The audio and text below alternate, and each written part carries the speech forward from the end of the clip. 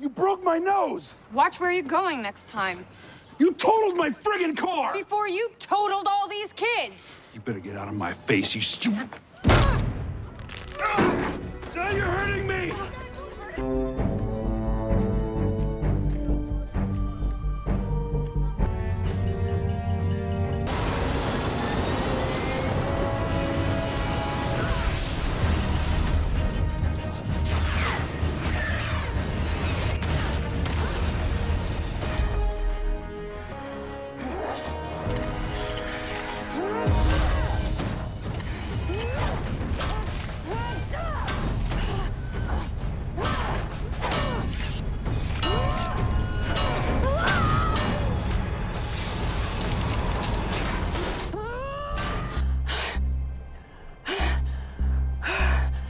Are you hurt? No.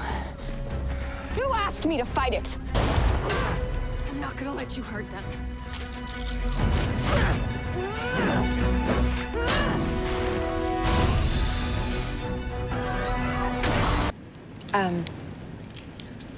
Okay.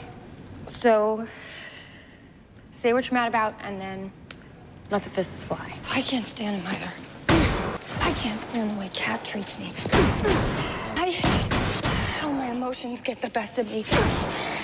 And I hate how my sister doesn't know what happened to her father. Never gonna get to have a normal life.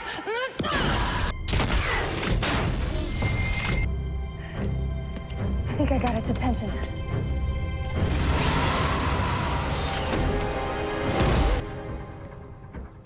Do anything. Telepathic relay into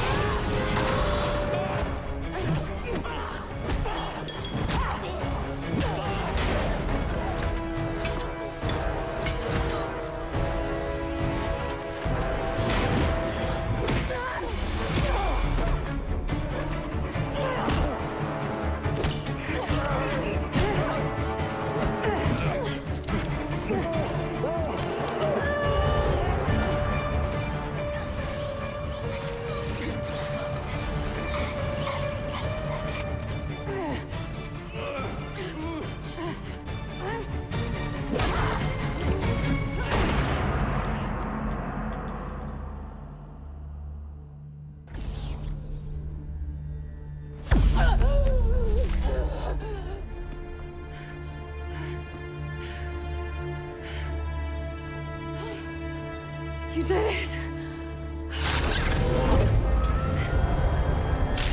It's still going. Become sentient.